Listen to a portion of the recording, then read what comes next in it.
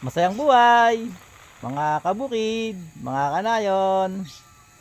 Ito po, bibilig muna ako nitong mga halaman. Ito yung sili, oh. Napakaganda na, ang daming bulaklak. Ayan. At ayan naman yung aming bougainvillea, oh, na itatanim pagka nag-uulan na. Maganda na rin.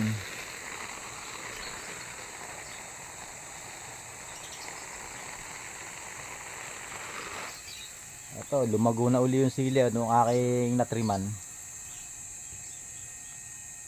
Daming bunga, bulaklak. Sana makaharvest ako dito ng maraming sili. Siling labuyo po to eh.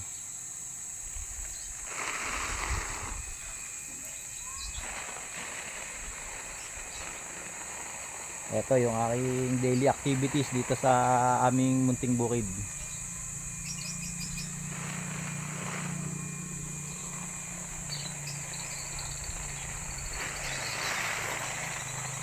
So yun lang mga kabukid, mga kanayon.